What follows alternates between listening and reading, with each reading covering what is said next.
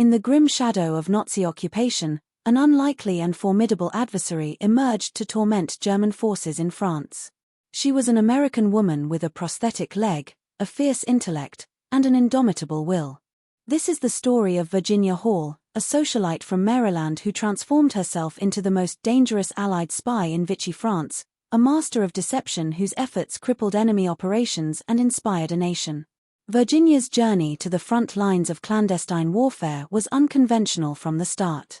Chafing against her mother's expectations of a comfortable marriage, she sought adventure and purpose in Europe, becoming fluent in multiple languages and pursuing a diplomatic career.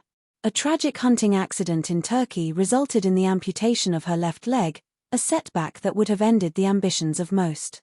For Virginia, it was merely an obstacle to be overcome. As war engulfed Europe, her drive to contribute led her from driving ambulances in France to a fateful meeting in a Spanish border town. There, she encountered a British agent who recognized her unique potential, a deep knowledge of France, unparalleled resilience, and a cover so improbable the enemy would never suspect it. Recruited by Britain's Special Operations Executive, Virginia became the first female Allied agent deployed behind enemy lines. Parachuting into occupied territory was impossible with her prosthesis, so she entered on foot, posing as an American newspaper correspondent. Establishing herself in the city of Lyon, she built a vast and intricate resistance network from scratch. Under the code name Diane, she located drop zones for Allied supplies, orchestrated jailbreaks for captured agents, trained guerrilla fighters, and executed precise acts of sabotage. Her safe houses, forged documents, and covert communications lines became the lifeblood of the early resistance in southern France. The Gestapo, bewildered by the scale of the operations disrupting their regime, had no idea their nemesis was a woman they dismissively called the Limping Lady. Her success made her a prime target.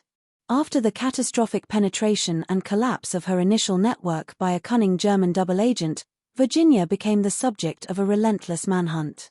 With her description plastered on wanted posters across Lyon, escape seemed impossible. In a feat of sheer endurance, she trekked over 50 miles across the frozen, treacherous peaks of the Pyrenees into Spain, a journey that would have been arduous for an able-bodied person, but for Virginia and her wooden leg, named Cuthbert, it was a monumental testament to her grit. Even after this escape, her service was not over. She later returned to France under a new identity with the American Office of Strategic Services, coordinating sabotage teams ahead of the D-Day landings and leading guerrilla forces in direct combat until liberation.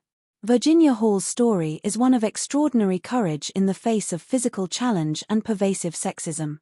Dismissed by her own superiors at times and entirely written out of official histories for decades, she operated with a strategic brilliance and personal fearlessness that saved countless lives and shaped the course of the war. She was a woman of profound importance, who turned her perceived limitations into her greatest weapons, proving that the most powerful force against tyranny is unwavering resolve.